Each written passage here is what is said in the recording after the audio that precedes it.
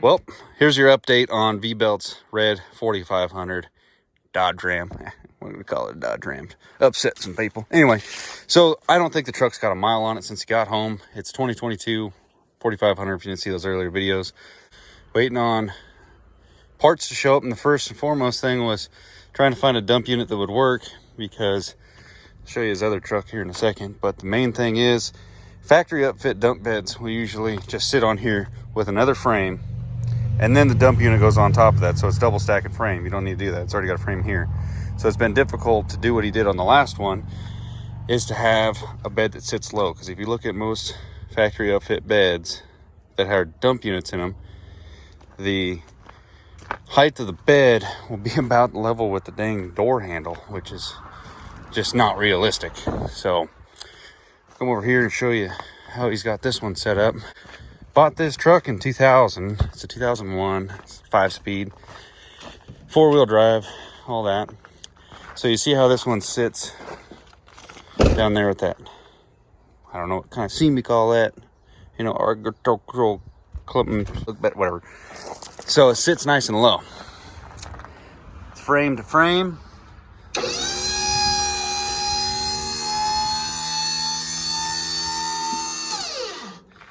This early cab chassis don't have the flat frame.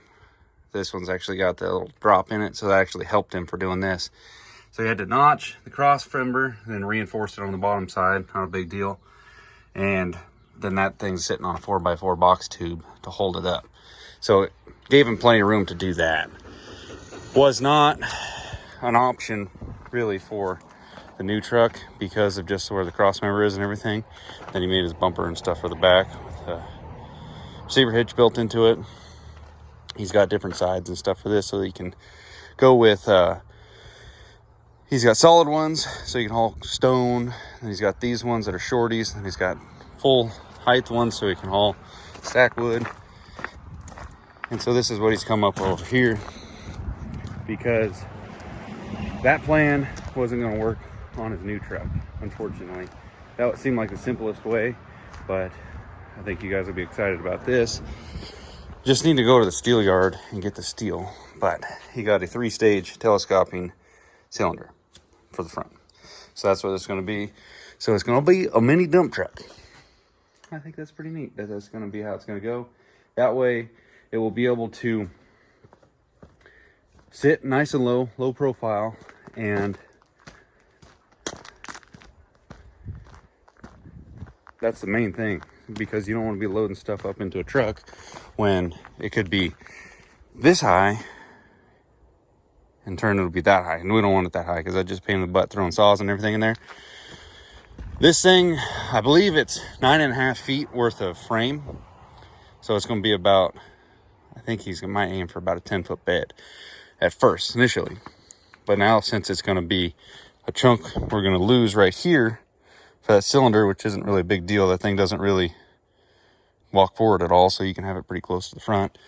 Might be able to leave a little option for toolboxes here, but again, we'll make toolboxes for the bottom. I don't know if we'll make some for the back because he's kind of limited on weight being the 4500, but he went and got himself, he pretty much bought out a shop somewhere, so he's going to build his own boxes. I'd imagine here, probably, I don't know, I bought a press, or bought a brake, and then he bought a brake. I don't know what's going on. But that's the update on his truck. I don't think I even showed you guys the interior very well. I need to get him some covers for this. Get a visor for the front. This truck's badass. He's got a little different steering wheel than I do. Oh, I got the leather wrap Laramie BS. So my truck's all done. It's sitting out there. I mean, I had bed on it the next day, and he just doesn't have the bed. All right, boys and girls, closing argument here. I know we're in a Blair Witch hour, but it's wind down time, and I want to finish out this video for you. So my 5500, how's the update on this? Well, you'll see more videos on it, but just in general, this truck's actually been doing very well. I got a couple buddies that ordered the same-ish truck, and I'll tell you what, when you guys get it, and when this year, hopefully, you'll be very, very happy with it. Sure, sometimes you do wish you had a little bit more horsepower, but so would you with anything that's got emissions and stuff on it when you're towing heavy. Sometimes it'd be nice to pull the hill a little bit faster, but you got to think realistic, and longevity starts to come into play. You know, this thing's a very capable truck, and I'm very happy with it. It's very comfortable too when you're just dailying it, because for a pickup that weighs almost 11,000 pounds empty without a trailer, this thing scoots. Hell, even with that little 8,000 pound trailer behind it, she goes pretty dang good. Big question I think I get asked a lot is, what are we going to do with the 080? We're going to sell this thing, keep it, what's going on? I don't think we actually had really any plans of selling this thing when we first got the 290, and had about 99% confidence we were going to get the 290. But at the end of the day, the 290 and this thing were just too similar, and it just didn't make too much sense. And we got blessed with the opportunity to get the Mechalek, and I'll tell you what, the Mechalek just does work. It puts a hurt on every excavator, just on track speed, track power, motor functions of the boom, and the power of the boom. Just, I'm not blowing smoke, like it's nice.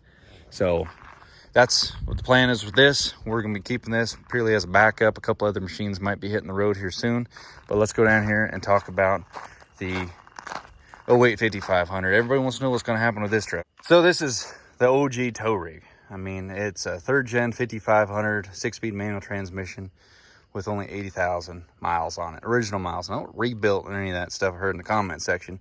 It's all original. I'm the second owner. I was really hoping to get it to 100,000 miles before I got the new truck, but due to carb compliant issues, I don't have to park this one. I can do a low mile exemption on it, so I can keep running it with California tags.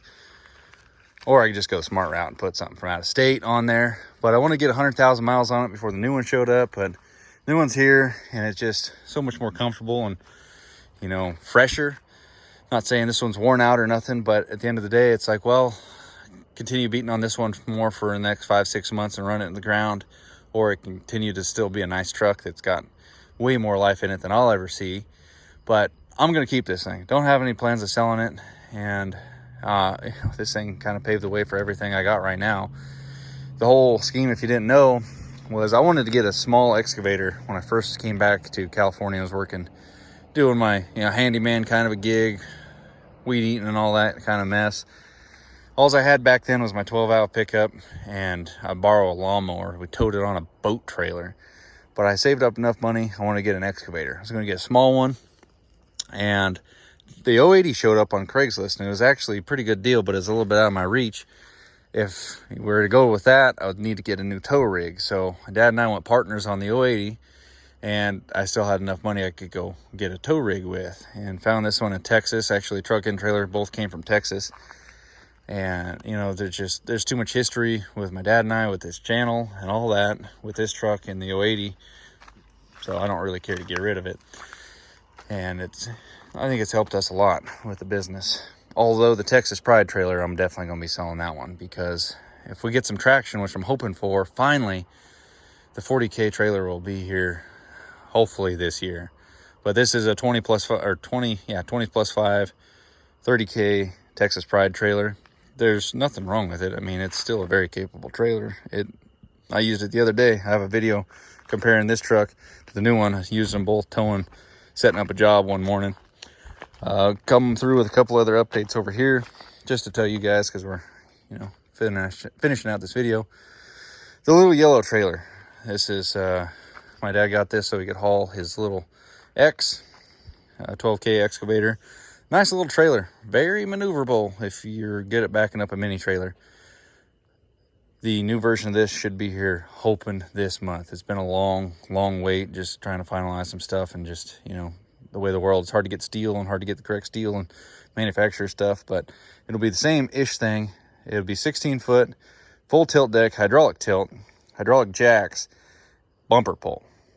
And it should be non-CDL for Dad, and it will say Diamond C on it. So very much looking forward to getting that in the next couple weeks. I'm really hoping. Yeah, so we'll be putting that one up for sale as soon as it gets here. Just want to wait and get the new trailer before I sell this one. I can sell it now, but I just paced myself. We'll wait.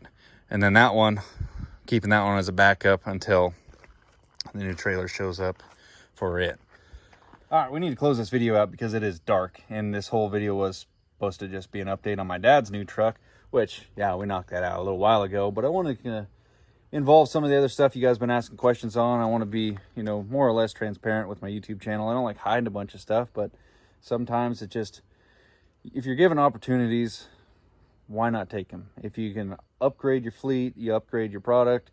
A lot of the stuff that you guys see around me, there's been opportunities grabbed so that I could have some of this stuff. I mean, you work hard to get those opportunities. Sometimes you work harder for the opportunity, you know, to work with a company than if you just would have went out and bought the stuff and moved on with your day. But I like to showcase products I enjoy and I actually lean on a daily basis when we're working and stuff.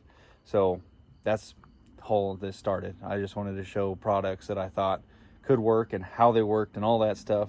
So if you guys were going into business, you guys knew something that I had tried that worked for me and hopefully it worked for you. I'm trying to give my story rather than give advice on stuff. So if it worked for me, I'm hoping it'll work for you. But when it comes down to YouTube stuff and trying to balance real life with this thing, you know, it's like the real world is the day job, and I'm trying to put a lot of effort into that, but I don't want to miss out on the opportunities that YouTube has, because I kind of consider that as not a fake world, but, you know, it just playing around on a computer, I'm getting mosquitoes. Is that a coyote? No. I shot one the other night. They wouldn't come back to my house. Anyway, just take opportunities when they're given to you, and that's what I'm aiming for. So we'll see you guys in the next one. Hope you enjoyed the update. Like, comment, subscribe. Let me know what you think about the old telescoping unit on V-Belt truck. Later.